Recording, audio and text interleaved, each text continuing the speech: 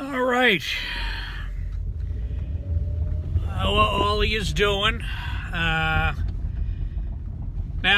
this year, I'm not in Boston for the New Year's.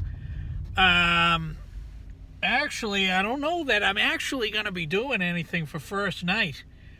I remember, jeez, this got to be 35, could be 40 years ago. I had a fucking first night in Boston. It was a goddamn nightmare. First of all, it was colder than your witch's ass. Forget her tit. Colder than a witch's ass in Boston. And we headed on into Boston. We went to, we took the commuter rail out of Natick. I don't know if you know where Natick is. It's kind of like, it's near Framingham, near Newton, near Wellesley. Anyway, we were in Natick for most of the day, and we were heading on into Boston. We took the commuter rail. Take it easy. Happy New Year. He's a good guy. Good guy. David is his name. Anyway, so we headed on up into Boston and on the commuter rail, like I said. South Station. We got out at South Station. I don't know. I can't remember all the red line, green line, whatever it is that gets us into Boston proper. We're near the Common. We're walking around the Common. We're seeing the Freedom Trail markers and shit. And it's colder. Like, the only time I felt more cold, I was in Syracuse, New York, upstate New York.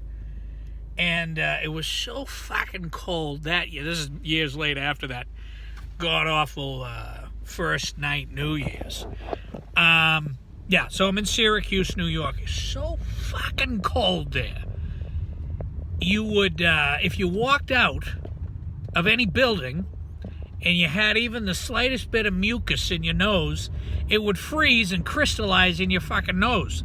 You'd leave the building and you'd feel it crystallize, and then you walk. Anytime you walked into another building, everybody and their mother would be going like this.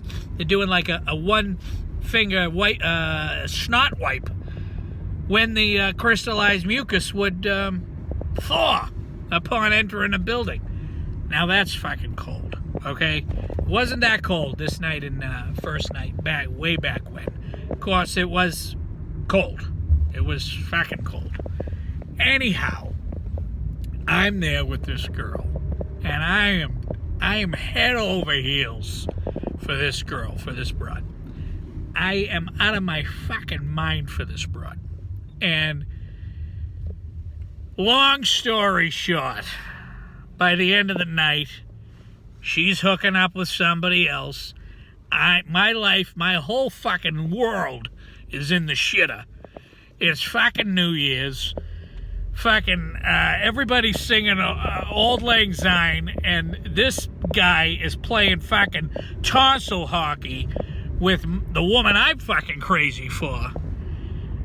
I'll never fucking forget it. I saw that, you know, that purpley red clock in Boston? You tend to see it in news bumpers and stuff, you know, your team for the news in Boston tonight at 7 or whatever. You see it on TV. And they would often show that clock in Boston. I don't know the name of the building. I don't know the name of the clock. All I remember is looking over here. She's playing tonsil hockey with this guy. I look up at the clock, and that colored clock in Boston, some square, I don't know. Fucking torture. And ever since then, I'll be honest with you, I have not been too keen on New Year's. That being said, it's the 30th. I'm heading on up the boulevard here. I'm not in Boston, like I said. Heading on up the boulevard here. And where am I going to go? I'm going to go to fucking Boston Market. Okay? I'm going to try and cleanse this god-awful New Year's